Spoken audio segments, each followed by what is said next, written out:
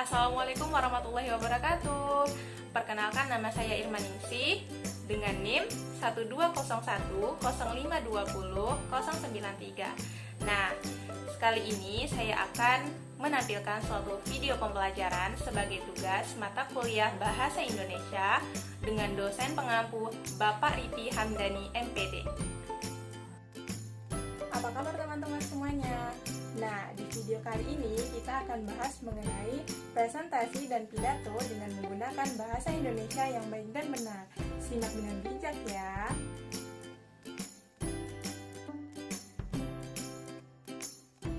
Nah, terlebih dahulu kita akan membahas mengenai presentasi. Teman-teman tentu tahu kan apa itu presentasi? Ini dia. Presentasi adalah suatu kegiatan berbicara di depan banyak hadirin atau salah satu bentuk komunikasi berupa pengajuan topik, pendapat, ataupun informasi kepada orang lain. Nah, ternyata ada yang namanya presentasi ilmiah. Bedanya dengan presentasi yang kita sebutkan tadi, apa ya? Kalau presentasi ilmiah itu adalah presentasi yang disampaikan oleh seorang ilmuwan mengenai suatu gagasan atau objek ilmuwan yang biasanya disebut dengan gagasan atau objek ilmiah di depan khalayak ramai. Untuk selanjutnya, kita akan membahas mengenai penyiapan bahan presentasi ilmiah. Pertama, pilih desain atau template yang sesuai dengan bidang dan materi yang akan kita sampaikan. Nah, biasanya kalau template itu kan kita buatnya di Microsoft Office dan Google Drive ya, itu biasanya di link. Jadi ketika kita ingin membuat suatu template, usahakan jangan berlebihan. Boleh semenarik mungkin, tetapi ingat dasar-dasarnya.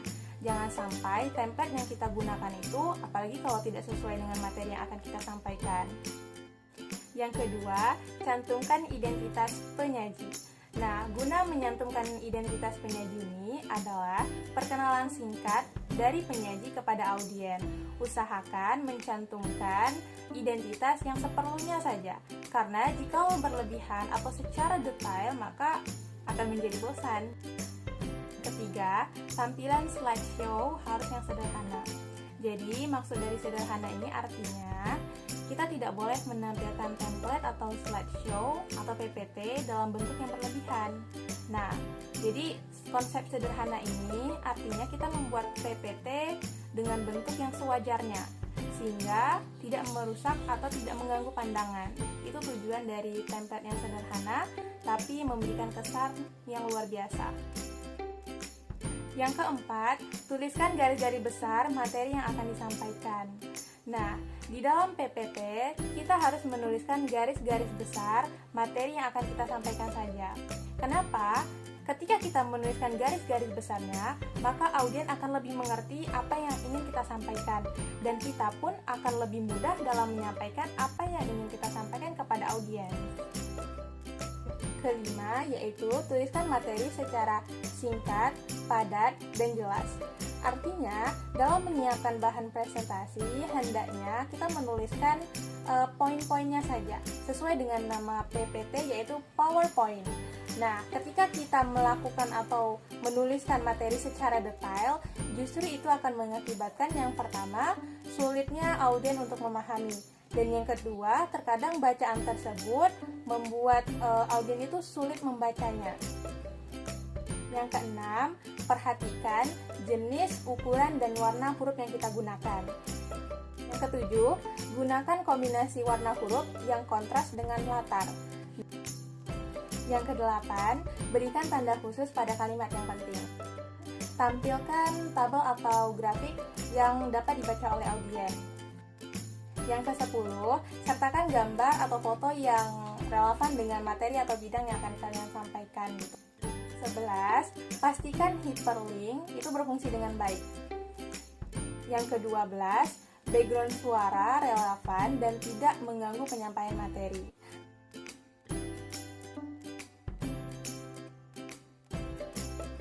Selanjutnya, kita akan bahas mengenai etika dan tata tertib dalam presentasi.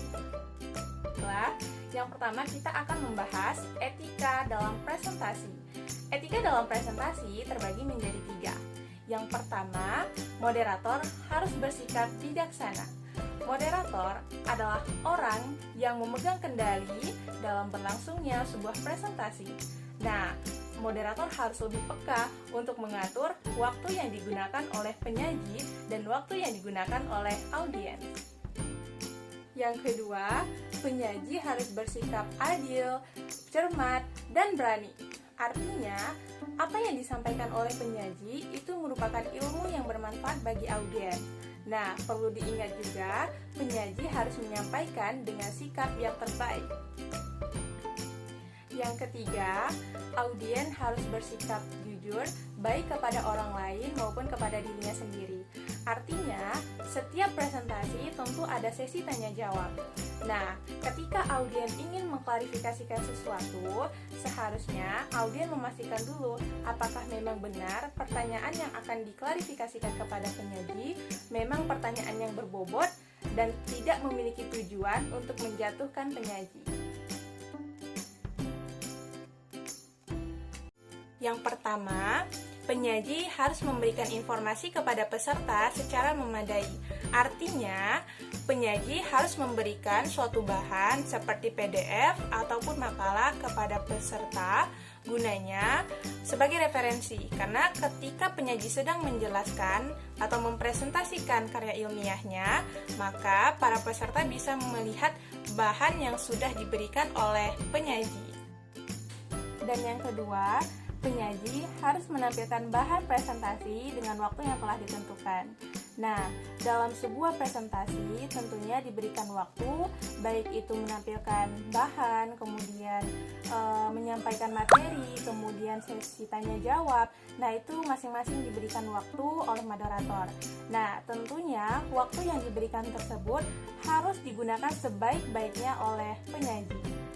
Ketiga, penyaji harus mematuhi etika yang terdapat di dalam forum ilmiah. Etika adalah suatu keyakinan atau prinsip yang berkaitan dengan mana yang benar dan mana yang salah, mana yang harus dipatuhi dan mana yang harus dihindari. Nah, dengan kata lain, etika adalah mencegah perilaku yang dapat merugikan orang lain. Kemudian, di dalam forum ilmiah atau di dalam presentasi ilmiah, yang harus diperhatikan adalah etika kejujuran.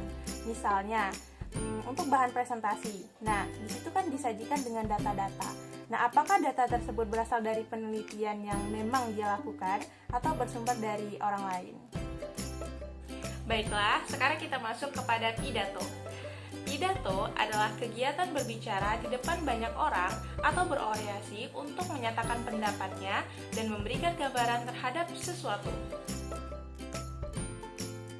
Metode penyampaian pidato terdiri dari 4: impromptu, memoriter, naskah, dan extemporer. Yang pertama, impromptu. Impromptu adalah penyampaian pidato tanpa adanya persiapan. Yang kedua, memoriter. Memoriter artinya penyampaian pidato dengan cara menghafalkan terlebih dahulu naskah pidato. Yang ketiga, naskah, yaitu penyampaian pidato dengan cara membaca naskah atau teks pidato.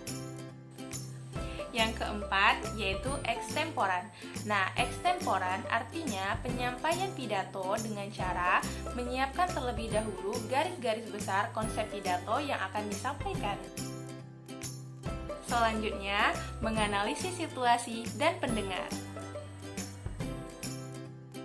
Yang pertama, jumlah audiens. Sebagai komunikator, dengan mengetahui jumlah audiens, maka kita dapat mempersiapkan apa yang akan kita lakukan atau apa yang harus kita lakukan ketika kita berada di hadapan mereka. Yang kedua, usia. Setiap audiens memiliki usia yang berbeda-beda dan tentunya mempengaruhi keterbatasan mereka. Sebagai komunikator, kita harus mengetahui usia mereka agar kita tahu bagaimana cara menyikapi mereka. Yang ketiga, jenis kelamin. Penyampaian pidato di hadapan anak-anak dan ibu-ibu tentunya berbeda dengan penyampaian pidato di hadapan kaum pria. Biasanya, penyampaian pidato di hadapan kaum pria lebih kepada to the point.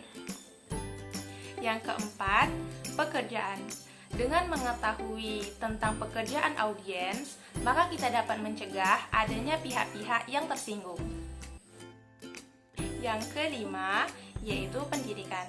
Semakin tinggi jenjang pendidikan seseorang, maka semakin berbeda pula penyampaian pidatonya. Misalnya, penyampaian pidato di hadapan anak murid SMA atau SMP tentunya berbeda jikalau kita menyampaikan pidato di depan guru, dosen, ataupun orang-orang yang memiliki jabatan yang tinggi. Nah, yang keenam adalah agama. Dengan mengetahui agama yang dianut oleh masing-masing audiens, kita harus mengetahui dominannya itu apa, agama yang dianut itu apa. Jadi kita dapat merencanakan salam yang akan kita berikan, apakah salam assalamualaikum ataukah hanya cukup sapa. Dan yang terakhir adalah adat dan budaya. Ketika sedang menyampaikan pidato, usahakanlah untuk bersikap ramah dengan cara selalu menampakkan wajah tersenyum kepada audiens.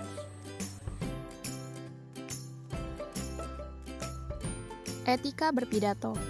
Yang pertama, mengenakan pakaian yang sesuai dengan suasana pertemuan, rapi, bersih, dan sopan. Yang kedua, tampil dengan bersahaja, sopan, dan rapi. Yang ketiga, menyisipkan beberapa humor segar dalam berpidato. Selanjutnya, yang keempat, yaitu gunakan kata-kata yang sopan, halus, dan sederhana. Dan yang terakhir, untuk penutup pidato, jangan lupa ya mengucapkan maaf bila terdapat tutur kata yang kurang berkenan dan sebagainya. Langkah-langkah berpidato terdiri dari 3. Yang pertama, pembukaan. Yang kedua, isi pidato. Dan yang ketiga, penutup.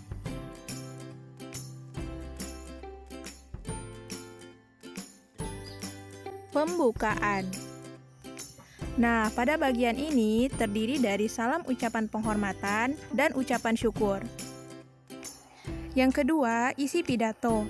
Nah, di isi pidato terdiri dari pembicaraan mengenai inti dari topik pidato yang akan disampaikan. Ketiga, penutup.